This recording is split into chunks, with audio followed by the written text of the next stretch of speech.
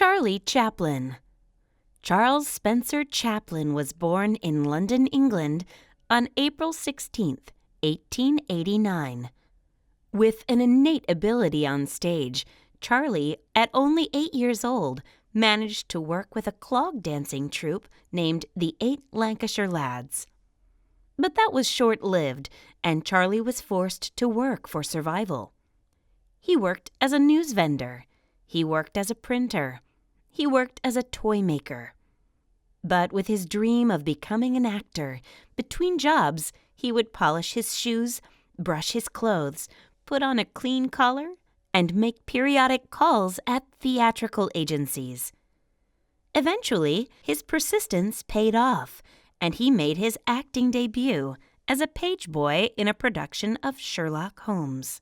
In 1908, he teamed up with the Fred Carnot pantomime troupe, where Chaplin became one of the stars as the drunk in the comedic sketch A Night in an English Music Hall. It was with the Carnot troupe that Chaplin first performed in the United States, where he caught the eye of film producer Mack Sennett, who signed Chaplin to a contract for $150 a week. In 1914, Charlie made his film debut and decided to play a single identifiable character, the Little Tramp. Over the next year, Chaplin appeared in 35 movies. In 1915, Chaplin left Sennett to join the S&A Company, which paid him almost 10 times more, and he began to rise to stardom. During his first year with the company, Chaplin made 14 films, including The Tramp. By the age of 26, Charlie Chaplin was already a superstar. He moved over to the Mutual Company for $670,000 a year, which made him the highest-paid actor at that time. Charlie was now a wealthy man, but it was also with Mutual that he made some of his best work, including 1 A.M., The Rink, The Vagabond, and Easy Street.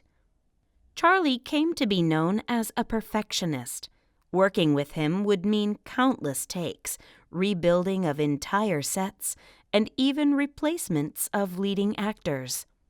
If one would think things were already quite good for Charlie Chaplin, in the decade of the 20s, he made some of his most iconic movies, like The Kid, The Pilgrim, A Woman in Paris, and The Gold Rush. He married in 1918, remarried in 1924, and then again in 1936, only when he married the 4th time, in 1943, to Una O'Neill, the daughter of playwright Eugene O'Neill, he would go on to have a happy marriage with 8 children.